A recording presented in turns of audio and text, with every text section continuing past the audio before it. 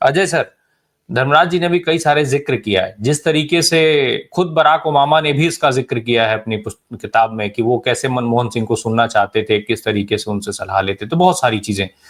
लेकिन अपने ही देश में उनके लिए किताब लिखी गई, पिक्चर बनाई गई जिसका नाम था एक्सीडेंटल प्राइम मिनिस्टर। इतना ही नहीं, खुद मनमोहन सिंह ने स्वीकार कर लिया कि वो एक्सीडेंटल प्राइम मिनिस्टर ही नहीं, एक्सीडेंटल फाइनेंस मिनिस्टर भी थे। लेकिन मेरा सवाल यह है कि अगर वो एक्सीडेंटल फाइनेंस मिनिस्टर या एक्सीडेंटल प्राइम मिनिस्टर नहीं होता, तो क्या आज देश जिस स्थिति में खड़ा है उस स्थिति में होता? क्या जिन संसाधनों को बेच करके अडानी का घर भरा जा रहा है, वो संसाधन आज तक बचे होते या देश गिरवी रख चुका होता? देखिए, मैं एक चीज कहूंगा, मैंने एक सोशल मीडिया पे पोस्ट किया है और कि देख रहे हो संजय बारू सिंह साहब, बिल्कुल। तुम्हें तुम्हारी गद्दारी के लिए माफ करके चले गए, पर अश्वत्थामा की तरह तुम पश्चाताप के घाव शरीर पर लिए हुए घिसटोगे। मैंने इसलिए लिखा क्योंकि जितना बड़ा पाप संजय बारू ने किया वो तो कोई और नहीं कर सकता। जिसके ऊपर यकीन करके उन्होंने मौका दिया, अपना मीडिया एडवाइजर बनाया, जिसकी जिम्मेदारी थी कि उनके सारे काम को सही ढंग से प्रस्तुत करें और कोई गलतफहमी ना पैदा हो और सब कुछ हो, वो आदमी सत्ता की करीबी पाने के लिए इस हद तक गिर गया। इससे ज्यादा घिनौना व्यक्ति और कौन हो सकता है? इससे ज्यादा निकृष्ट व्यक्ति कौन हो सकता है? आप आए मुझे गोली मार दें, मैं आपको बहुत उसके लिए वो नहीं कहूंगा, मैं कहूंगा कि हाँ, कम से कम आप में ये बहादुरी तो थी कि आप सामने से आए, मुझे मार दिया, कोई बात नहीं। मैं नरेंद्र मोदी गाली देते हैं, मैं उन्हें नहीं कहूंगा, नरेंद्र मोदी गाली दे रहे हैं, आरोप लगा रहे हैं, ठीक है, स्वीकार है।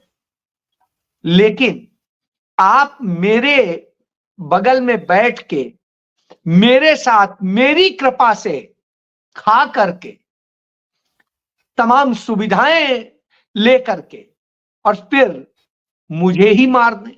मैं इंदिरा गांधी के हत्यारे जो थे उन्हें कायर और मक्कार कहता हूं। उन्होंने कोई महान कार्य नहीं किया था।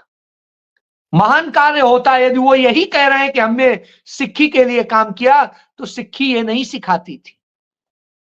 आते आप सीधे आते, इंदिरा गांधी पे हमला करते, बम विस्फोट करते, मार देते, गोली मारते। कम से कम ये लगता कि हाँ, बहादुरी से तुमने किया। तुमने तो मक्कारी से किया, गद्दारी की है, गद्दार हो तुम। ये गद्दार हैं और ये गद्दार सिर्फ उस व्यक्ति के लिए नहीं है, इस पूरी कौम के लिए है, इस देश के लिए। उन्होंने इस देश के लिए इतने गंदे काम किए हैं, उन्हीं लोगों ने बदनाम कराने की पूरी साजिश का हिस्सेदार रहे, उनमें से हैं ये लोग। बहरहाल चलिए, वो मनमोहन सिंह थे, मनमोहन सिंह थे, क्या थे मैं नहीं जानता हूं। मैं निजी तौर पे जितना जानता हूं, मैं उस शख्स को एक संत कहता हूं और मैं मानता हूं, चाहे अरविंद केजरीवाल हो, चाहे अजीत डोवाल हो, चाहे नरेंद्र मोदी भारतीय जनता पार्टी आरएसएस हो, इन सब ने मिल करके एक गाय की हत्या की है। गौ हत्यारे हैं ये। हिंदू मैथोलॉजी में किसी बड़े निर्दोष उसको यदि वो कर दिया जाता है तो उसे गौ हत्या माना जाता है। वैसे हैं यह लोग, उस जैसे पवित्र आत्मा की हत्या की है। वो उस पर लांछन नहीं लगा रहे थे, उसकी पवित्रता पर लगा रहे थे। मैं तो जानता हूं सेक्टर 11 में चंडीगढ़ में उनका अपना घर है जो उन्होंने खरीदा था। बड़ा पैसा जोड़ जाड़ के उन्होंने एक घर खरीदा, जिंदगी में एक घर, और उसके अलावा उनकी एक मारुति है जो दिल्ली में है। बच्चियों को उन्होंने अपनी पढ़ाया और उनको पढ़ाने के बाद में उन्होंने निश्चित रूप से जिस तरीके से कहा वह आपको समझना होगा कि उन्होंने पढ़ाया और यह कहा कि बेटा तुम लोग बड़ी ईमानदारी से अपनी ड्यूटीज का निर्वहन करना। निश्चित रूप से वो अपनी ड्यूटीज का निर्वहन कर रहे थे और उनकी दोनों बेटियां, जिस पोस्ट का जिक्र किया वो पोस्ट भी दिखा दिया गया है दर्शकों के लिए, वो पोस्ट भी दिखा दिया गया है जैसा जिसका जिक्र कर रहे थे। जी मैं कह रहा हूं कि उनकी दोनों बेटियां वहां पर जिस तरीके से है, मतलब पढ़ा करके और करती थी। मैं तो कई बार जब वो आती थी, उन्होंने अपना मकान किराए पर दे रखा था, डॉक्टर त्यागी थे। मैं उन दिनों भास्कर में हुआ करता था, डॉक्टर त्यागी मित्र थे तो जाया करते थे। तो कई बार होता था तो उनकी बेटी आती थी तो वो किराया जो है कई बार होता था तो 3-3, 4-4 महीने में जब आती तभी वो किराया उनका देते।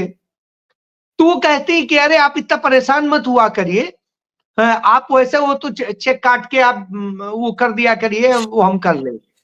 अब आप सोचिए कि उस तरह से स्थिति थी। मेरे एक मित्र थे, उस समय पीएमओ में ही थे चूंकि, तो ऑफिसर थे। तो उनके घर में कोई चीज ये खराब हो जाती थी, टूट जाती थी, कुछ हो जाता था, सरकारी घर की बात बता रहा हूं, तो मनमोहन सिंह जी कहते थे नहीं नहीं इसको, वो कहे सर नहीं आ रही, कहना नहीं नहीं नहीं मत मंगाना, ये हो जाएगी, मरम्मत हो जाएगी इसको ये करके। अब अफसर इस बात के लिए परेशान थे कि साहब ये तो मरम्मत करा के क्या कर रहे हैं, कोई वही नहीं तो पीएमओस तो कितना अथाह धन कमाते हैं वहां पे पोस्टिंग में। मेरे मित्र भी बड़े परेशान थे, कहें यार यहां से फुर्सत मिले कहीं अच्छे हम उधर जाए। वो बड़ा खुश हो के गए थे अटल जी के समय में, वो वहां से भागने के लिए व्याकुल हो गए। बहरहाल अब मैं नाम नहीं लूंगा चूंकि मित्र हैं, तो स्वाभाविक सी बात है, वो एग्जीक्यूटिव इंजीनियर थे वही। तो मैं ये उदाहरण बता रहा हूं, कहीं पीछे पीछे होता था, हर चीज नई बदल देते थे, अपना सब कुछ जो होता है सिस्टम वहां पर वो होता था। अब आप इससे समझ सकते हैं, तो ये थे वो, और जिस तरह की उनकी स्थितियां थी, तो वो सारी सरलता मैंने देखी। मेरे दोस्त हैं जो यहाँ पंजाब यूनिवर्सिटी के वीसी होते थे, तो वो आरसी सोपती, तो आरसी सोपती साहब से चूंकि दोनों लोग प्रोफेसर रहे थे, साथ के थे, तो सोपती साहब वाइस चांसलर रहे, यहां भी रहे, और लखनऊ में अंबेडकर यूनिवर्सिटी है उसके भी वाइस चांसलर रहे। तो आरसी सोपती साहब से इतने अच्छे संबंध थे, आते थे तो उसी ढंग से, तो जब यहाँ आते तो आरसी सोपती साहब के घर पे जाते थे। मैं ये एक छोटी सी फोटो दिखाता हूँ, सोपती साहब ने अभी मुझे भेजी है। तो 3 लोग बैठे हैं, मुझे भेज दीजिए, मैं लगवा दे रहा हूँ। तो ये सोपती साहब ने ही भेजी है, मैं आपको दिखा रहा हूँ, ये डॉक्टर सोपती ने, आरसी सोपती। तो ऐसे ही एक मेरे दोस्त जो है उस समय आईजी हुआ करते थे वहां पर आंध्र प्रदेश में, और वो जब आतंकवाद का दौर था तो उन्हें एसएसपी गुरदासपुर लगाया गया था, और उन्होंने आतंकवाद से लड़ने में बहुत कुछ खोया और बहुत कुछ था, लेकिन जैसे आतंकवाद और सब निपट गया तो ये सरकार आई, जो अब मैं नाम नहीं ले रहा हूं, तो वो सरकारें आई तो उन्हें फिर वापस वहीं डाल दिया। अब उनकी फैमिली तो यहाँ सेक्रीफाइस कर रही थी, उनकी पत्नी को कैंसर हो गया सारे के बाद में, उन्होंने भी मुझे इत्तेफाक से अभी फोटो भेजी, मैं ये दिखा रहा हूं कि ये है। तो फिर डॉक्टर साहब से उन्होंने यही कहा कि डॉक्टर साहब से कि उस समय ये आईजी थे गुंटूर के, तो उन्होंने कहा कि ऐसे तो आईजी रैंक पे जाके कार्डर चेंज कभी नहीं होता है साहब। डॉक्टर साहब ने वो काम किया कि उनका कार्डर चेंज किया, वो डीजीपी रैंक से हरियाणा से रिटायर हुए हैं। डॉक्टर आरपी सिंह हैं, एम्स के ही पढ़े हुए हैं, मैं ये उदाहरण इसलिए बता रहा हूं, ये दो आपको मैंने प्रत्यक्ष बताए, और इत्तेफाक से पर्सनल चूंकि इन लोगों का था, क्योंकि जब वो उस दौर में इन लोगों ने बड़ा काम किया था, तो निश्चित रूप से तो सोपती साहब से तो ऐसा था कि सोपती साहब तो मतलब जिस अंदाज में बात करते हैं हम सोच नहीं सकते हैं। जैसे हम लोग अपने दोस्तों में बात करते हैं वैसे ही वो बात करते थे डॉक्टर साहब से, और डॉक्टर साहब शर्मा जाया करते थे, तो उस तरह से बात होती थी। अच्छा, सोपती साहब बड़े मजाकिया आदमी, तो उस अंदाज में कई चीजें हो जाती थी, तो अभी बात होती है। तो मैं डॉक्टर सोपती के खिलाफ काफी कुछ स्टोरियां अपने रिपोर्टर्स से करवा दिया करता था। तो डॉक्टर साहब मुझे कहते थे, अजय जी जिस दिन मैं नहीं रहूंगा ना यहाँ, तब आप कहेंगे कि पंजाब यूनिवर्सिटी को मैंने क्या किया था और दूसरों ने क्या किया। सच्चाई है, उन्होंने पंजाब यूनिवर्सिटी को मनमोहन सिंह जी की उसके कारण सरपरस्ती में इतनी अच्छी पोजीशन पे पहुंचाया था, जो चीजें तमाम चीजों में नंबर 1 आ गई थी। वो यूनिवर्सिटी आज बर्बाद है। सीनेट का चुनाव नहीं हो रहा है, तमाम बार यहाँ के सांसद तमाम वो जाके मिल मिल के आ रहे, सब कुछ हो रहा है। अभी हाल के दिनों में लड़के इसका प्रोटेस्ट कर रहे थे कि सीनेट का चुनाव हो, जो कि अनिवार्य है एक्ट के मुताबिक। अब आप सोचिए, उसमें थानेदार, उसको जो वहां का एसएचओ है, वो कहता है लड़कों से कि मैं तुम्हारी जिंदगी बर्बाद कर दूंगा। अब आप सोचिए, इस तरह के दिन आ गए हो तो कल्पना करिए। तो मैं ये उदाहरण इसलिए दे रहा हूं, तो डॉक्टर साहब ने जब ये मुझे कहा कि अजय जी आप याद करेंगे, अभी 15-20 दिन पहले डॉक्टर साहब का फोन आया मुझे, सोपती साहब का, कि अजय भाई गया था मैं देखने इनको मनमोहन सिंह जी को, तबीयत नहीं सही है। तो वही आए, कहे ज्यादा नहीं बोल पा रहे थे, बस एक ही चीज उन्होंने पूछी मुझसे कि यूनिवर्सिटी कैसी है। मतलब उस आदमी के मन में कितना दर्द था। तो यह स्थिति है। और डॉक्टर सोपती ने मुझे बताया कि कैसे कैसे क्या, तो कई बार डॉक्टर साहब के साथ में जाना हुआ, मिलना हुआ, बातें हुई, और घर जैसी बातें होती थी। तो चूंकि वो यही कह के मिलाते थे, ये मेरे खिलाफ लिखता है लेकिन है छोटा भाई। तो मतलब डॉक्टर सोपती ने जिस तरह से, डॉक्टर सोपती से कहने लगे कि यूजीसी का चेयरमैन तुम्हें बनाते हैं, उनका नहीं, मुझे यूनिवर्सिटी में भेज दिए, तो उन्हें अंबेडकर यूनिवर्सिटी में भेज दिया था, लखनऊ।